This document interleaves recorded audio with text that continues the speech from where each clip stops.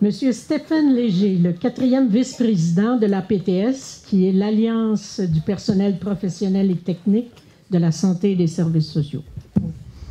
Alors, bonsoir tout le monde. Notre syndicat, c'est un syndicat de 87% de femmes qui travaillent dans le réseau de la santé, des professionnels, des techniciennes. Alors, la nouvelle gestion publique, on connaît bien ça. Ça s'est implanté depuis de nombreuses années, au-delà de la décennie. C'est de la reddition de comptes à outrance. C'est toutes sortes de mécanismes pour atteindre des cibles de performance. C'est des pratiques managériales odieuses. En quelques mots, on pourrait dire c'est la primauté de l'économique sur l'humain. Parce que comme résultat, c'est ce qui se passe, c'est que les gens qui soignent en santé et services sociaux, ben, ils ne peuvent plus le faire parce qu'ils sont pressés d'atteindre la cible. Et puis, ils perdent de vue la mission première du système de santé qui devrait être de soigner la population. Mais c'est tout ça, la mission première du système de santé. C'est de réussir à boucler le budget, qui est toujours en compression. Alors, à la question du jour, est-ce qu'on peut influencer? Nous, on est des éternels optimistes. Alors, on se dit oui, oui, oui, on est capable d'influencer. Je vais vous parler de ce qu'on est capable d'influencer et de ce qu'on n'est pas capable d'influencer après. Oui, parfois, en s'unissant, en travaillant avec les gens de la base, en se coordonnant, on est capable d'influencer certaines choses. Au printemps dernier, les syndiqués de la PTS nous ont informé qu'il y avait des pratiques qui se faisaient dans les centres de jour. Des gens qui voulaient se rendre, vous savez, c'est quoi les centres de jour?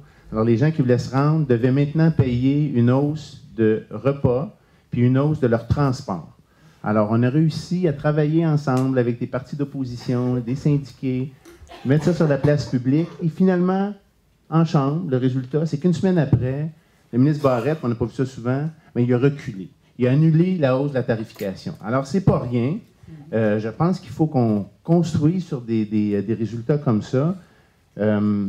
Malheureusement, ça, c'est un succès.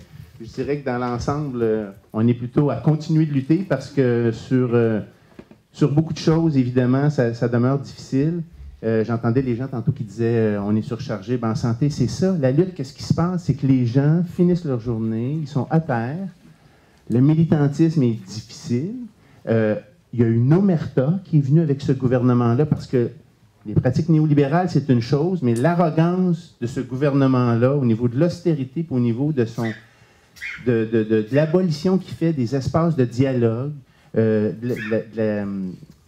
la disparition de la gouvernance, parce que dans PL10, c'est ça qu'on a vu, hein, c'est-à-dire la place citoyenne, la place des patients, le dialogue avec les syndicats, tout ça est en train de disparaître.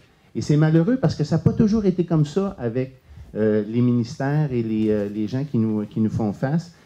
Il vous reste 40 secondes. Oui, merci.